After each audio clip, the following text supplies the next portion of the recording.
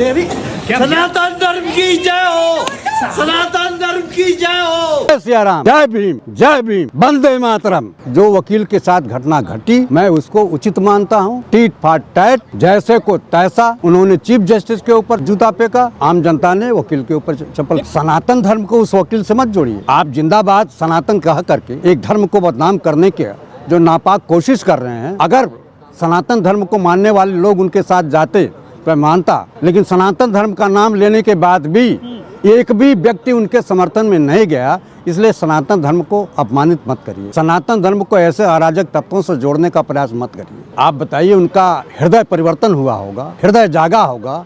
अन्याय के खिलाफ, जुल्म के खिलाफ आवाज उठानी होती है तो उस आदमी ने महान कार्य किया है कि इन्होंने चीफ जस्टिस के ऊपर चप्पल जूता फेंका। उन्होंने उनको किया कि अपमान का बल्ला इसी तरह से चुकाया जाता है। राकेश किशोर के समर्थन में कोई व्यक्ति अभी तक क्यों नहीं आया? नहीं आएगा। सनातन धर्म हमारा आपस में मेल जोल बताता है। सनातन धर्म एक दूसरे को जोड़ने की बात करता है। सनातन धर्म मुस्लिम धर्म का भी अपमान नहीं करता, क्रिश्चियन धर्म की भी अपमान नहीं, किसी भी धर्म का अपमान कोई भी धर्म नहीं करता है। मजहब नहीं सिखाता आपस में बैठ। सनातन धर्म का चोला ओढ़ करके नियम और कानून को कोई हाथ में नहीं ले सकता है। उस वकील ने माननीय सर्वोच्च न्यायालय के सुप्रीम कोर्ट के चीफ जस्टिस के ऊपर जूता फेंका तो कड़कड़डुम्मा में उस न्यायालय में टीट फाट टैट उन्होंने जो चीज़ किया था उसका जवाब वहाँ के लोगों ने दे दिया। सनातन धर्म को बदनाम करने की चेष्टा है, बदनाम करने की जो प्रयास कर रहे हैं, सनातन धर्म से कोई लेना देना वकील से नहीं है। सनातन धर्म किसी को मारने और पीटने की सज़ा देने की बात नहीं करता है। सनातन धर्म लोगों को अच्छी राय देता है, अच्छे रहन सहन से रहने की व्यवस्था करता है। सनातन धर्म से और जूता चप्पल फेंकने से कोई मतलब नहीं है। जब सनातन धर्म ये नहीं कहता है कि किसी भी न्यायालय के चीफ जस्टिस के ऊपर आप जूता फेंकिए, यह कोई भी धर्म, हिंदुस्तान या विदेश का कोई भी धर्म ये नहीं कहता है कि आप अन्याय की सीमा को एकदम क्रॉस कर जाइए। वो एक जिम्मेदारी का पद है, एक संवैधानिक पद है, सुप्रीम कोर्ट का चीफ जस्टिस, और उसके ऊपर आपने जूता फेंका तो उसके रिएक्शन में कड़कड़डुम्मा न्यायालय में जो वकील के साथ हुआ उचित हुआ, मैं उसको सही मानता हूँ। वो तो बर्मसाहत है, वो तो बहुत बड़ी चीज़ है।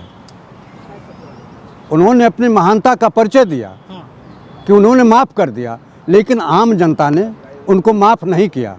उसका सीधा साधा प्रमाण है कड़कड़डुम्मा में वकील के ऊपर चप्पल फेंका जाना। निश्चित रूप से जनता ने बताया कि किसी के साथ इस तरह का अन्याय आपको नहीं करना चाहिए। आप बताइए, संविधान की उनको बात करनी चाहिए, उनको डॉक्टर भीमराव अम्बेडकर के बताए हुए रास्ते पर चलने की बात करनी चाहिए। जूता और चप्पल असामाजिक काम है, असामाजिकता है, यह सामाजिक काम नहीं है। ये राष्ट्रीय स्वयं सेवक संघ के लोग हैं। जुल्मी कब तक जुल्म करेगा सत्ता के हथियारों से, जर्रा जर्रा बोल रहा है इंदिरा जी के नारों से। बुजुर्ग वकील है सर, उनको बचाना चाहिए था। कुछ नहीं, जब वो वकील अपनी सीमा, अपनी उम्र का ख्याल नहीं कर रहा है तो आम जनता भी उसी तरह की बात करेगी।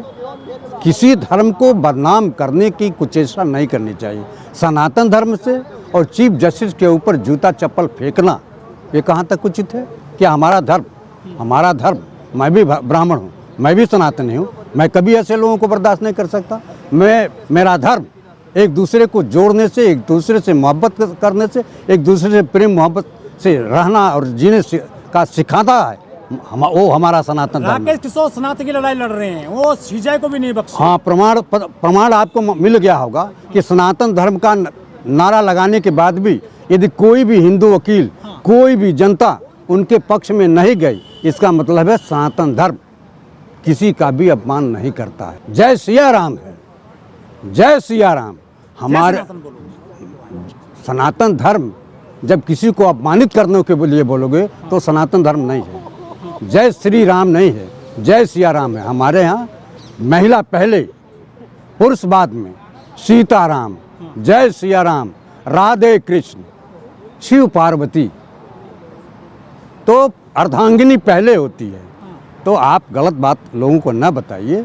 जय सिया राम है, बोलो जय सिया राम की जय। जय श्री राम। आप जूता और चप्पल और कट्टे की नोक पर किसी से जिंदाबाद नहीं बुलवा सकते हो। मैं बोलता तो हूँ जय सिया राम, जय सिया राम, जय हिंद। कांग्रेसी वहाँ पर कौन कांग्रेसी विरोध करता है? संसद में 150 साल हो गया वंदे मातरम को। 150 साल में राष्ट्रीय स्वयंसेवक संघ, ये जनसंघ, ये भारतीय जनता पार्टी के लोग कहाँ थे? देश की आज़ादी की लड़ाई के समय ये राष्ट्रीय स्वयंसेवक संघ, आज जिसकी पैदाइश नरेंद्र मोदी जी हैं, वो अंग्रेजों की दलाली करते थे। और हमारा स्वतंत्रता संग्राम सेनानी जब घर से निकलता था तो वंदे मातरम का नारा लगाता था। आज हम जहाँ खड़े हैं, सेवा दल का कोई कार्यक्रम होता है, कांग्रेस पार्टी का कोई कार्यक्रम होता है, कोई अधिवेशन होता है, तो वंदे मातरम से ही शुरू होता है। तो आप विरोध क्यों कर रहे हैं? आप कौन विरोध कर रहा कह है? रहे हैं कि ये मुद्दा बेकार का है। राज्यसभा में किसकी सरकार, किसका है?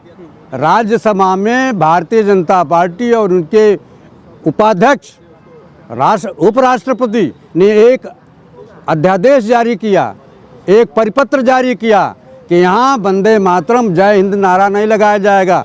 उसके पेवर में चूँकि प्रधानमंत्री को बोलना था, तो प्रधानमंत्री और उनके पूर्वज 150 साल तक सोते रहे और वंदे मातरम का नारा नहीं लगाए। आप 5 लोगों को बता दीजिए जो वंदे मातरम राष्ट्रीय स्वयंसेवक संघ के लोगों को, कि जो 5 लोग नारा लगाते हुए गिरफ्तारी दिया, किसी की फांसी हुई हो? क्या ये बड़ा मुद्दा है देश में वंदे मातरम में? बेरोजगारी, भुखमरी? निश्चित रूप से आपको बता रहा हूँ, पश्चिम बंगाल में चुनाव होना है। प्रधानमंत्री जहाँ जहाँ जाते हैं वहाँ नया नारा गढ़ते हैं। पश्चिम बंगाल में चूँकि रविन्द्रनाथ टैगोर जी हैं और चट्टोपाध्याय जी ने इस वंदे मातरम को लिखा था। आप पिछले चुनाव में आप देखे हो कि नरेंद्र मोदी थे, वो दाढ़ी मूंछ बढ़ा करके रविन्द्रनाथ टैगोर बने थे।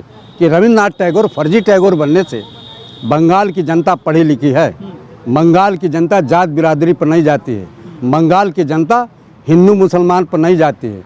बंगाल की जनता विकास पर जाती है। और आज वंदे मातरम कोई मुद्दा नहीं है।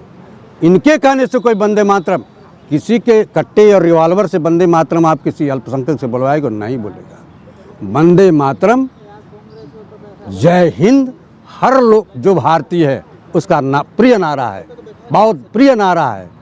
और इनके कहने से कोई कुछ नहीं बोले। सियासत इसलिए हो रही है क्योंकि इन लोगों ने देश की आज़ादी में कोई हिस्सा नहीं लिया है। ये नाखून भी नहीं कटाए हैं। आरएसएस का एक भी व्यक्ति नाखून नहीं कटाया है। और वो देशभक्ति का गाना जो गा रहा है, अब ये बता रहे हैं कि मुझसे बड़ा कोई देशभक्त नहीं। जब देश की आज़ादी हासिल करनी थी, लोग फांसी के फंदे पर चढ़ रहे थे। पंडित जवाहरलाल नेहरू की जो आलोचना करते हैं, जितने दिन ये प्रधानमंत्री रहे उतने दिन पंडित जवाहरलाल नेहरू जेल की यात्राएं की हैं। पंडित नेहरू के राष्ट्रवादी है उनकी पार्टी और संगठन, फर्जी राष्ट्रवादी है। आज उनका संगठन पंजीकृत नहीं है।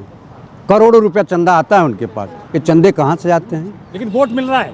वोट नहीं मिल रहा है। देखिए, चुनावी मुद्दा इनके पास कुछ नहीं है। आज चर्चा होनी चाहिए महंगाई की, आज चर्चा होनी चाहिए बेरोजगारी की, आज चर्चा होनी चाहिए देश में व्याप्त भ्रष्टाचार की, वोट चोरी की। लेकिन इन मुद्दों से आज आतंकवाद पर बहस होनी चाहिए। लेकिन पार्लियामेंट में इन मुद्दों से ध्यान भटकाने के लिए नरेंद्र मोदी जो नापाक कोशिश कर रहे हैं, नापाक साजिश कर रहे हैं, हिंदुस्तान की जनता उनको पास नहीं होने देगी। लेकिन धीरेन्द्र शास्त्री तो सनातन बना रहे हैं। सनातन किसकी बात कर रहे हैं? वो उनका छोटा भाई है। वो भारतीय जनता पार्टी और नरेंद्र मोदी के एजेंट के रूप में काम कर रहे हैं। वो संत और बाबा कहाँ हैं? वो ढकोसलेबाज है।